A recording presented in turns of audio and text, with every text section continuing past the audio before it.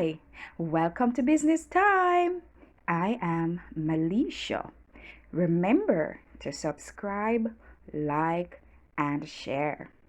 We are going to be looking at organizational charts. We're going to look at how we construct simple organizational charts and interpret them. All right, tag along. Now, an organizational chart is a diagrammatic or pictorial representation of the structure of an organization. It shows the roles, responsibilities, and relationships among individuals within the organization. You therefore can see the lines of authority, how communication flows, and the various levels of responsibility within an organization by looking at the organization chart. Now, let's look at what is a line organizational chart.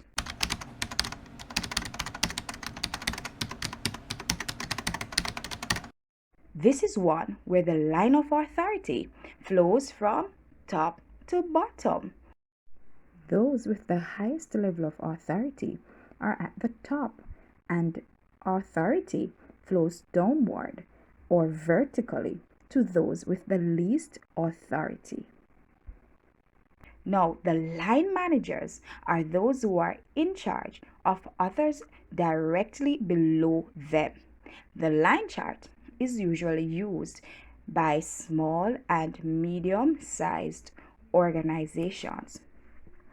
Let's look at this sample line organizational chart. It's a simple one. You have the owner who is at the top, and of course the owner will have most authority, right? Then followed by the manager, right? And then below the manager, you'll have the supervisor, and below the supervisor, you'll have the workers. Now, so remember now, the line organizational chart, it shows those at the top with the highest level of authority, right? And it trickles down to those with the least. Okay, so looking at this chart, we can say the one with the highest level of authority is the owner, followed by the manager, then the supervisor, right? So there's no way the supervisor can have more authority than the owner. All right, we get that? So remember, that is a simple line organizational chart.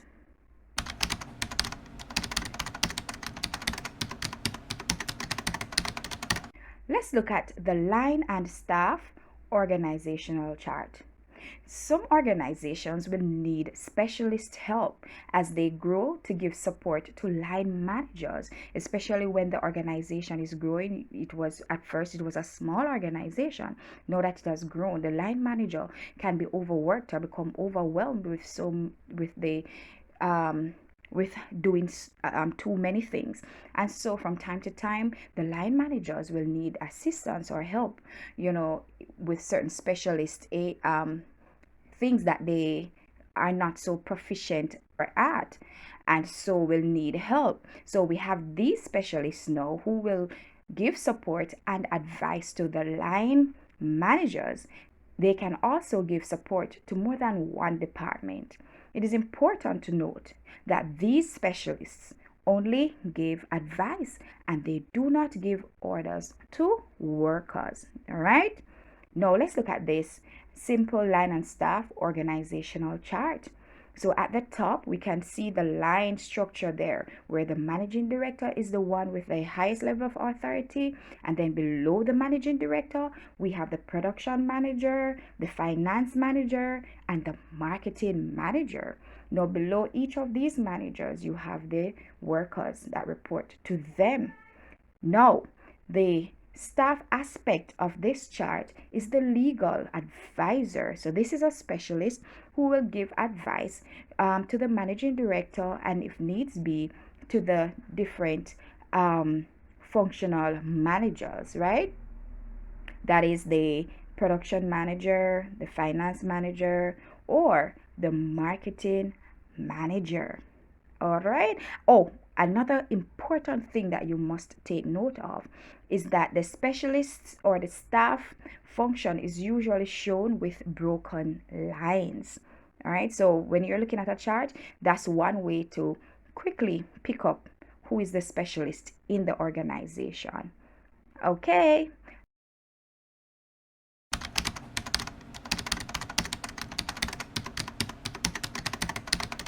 Let's now look at what is called a functional organizational chart.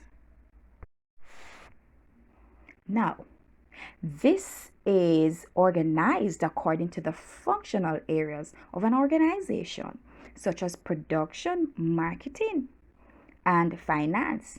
The functional relationship exists between department managers and their members. The workers of a particular department reports to the manager of that department. So the functional manager gives orders to the workers in his or her department. Let's look at a typical organizational chart with the functional aspect of it. So we have of course, the board of directors at the top.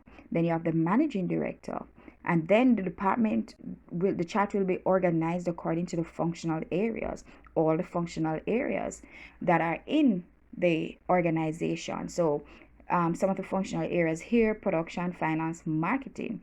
So it's the same way the production manager will give orders to the workers in his department, right? The finance manager will give orders to the workers in his department. The marketing manager will give orders to the workers in his department, right? So you won't necessarily find the marketing manager giving orders to the workers in the finance department.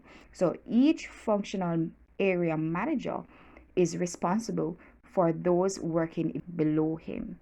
All right.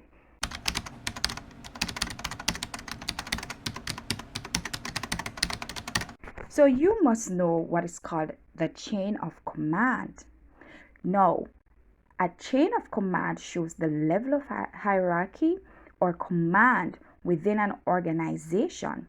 It starts with those with the top position in the organization, such as CEO, managing director, or general manager. Those persons we would normally call senior managers.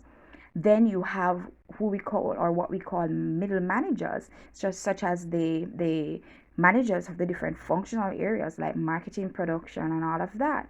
And then below them, in some instances, you may have junior managers, such as supervisors, right? And then after supervisors, you have the regular workers, such as ancillary staff and line workers.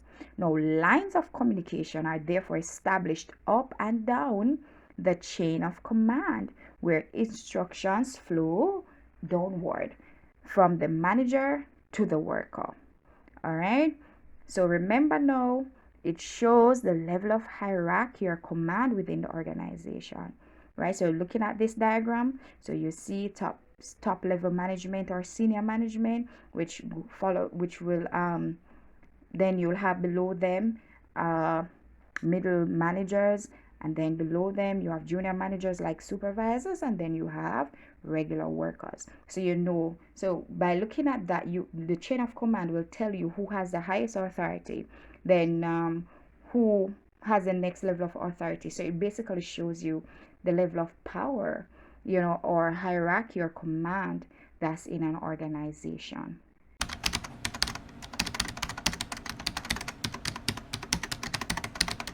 Another concept that you must know is what is called span of control.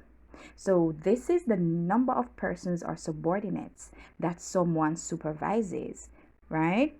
So if I work in an organization and I head a department, and let's say I supervise, say 5 persons, so that would be my span of control, right?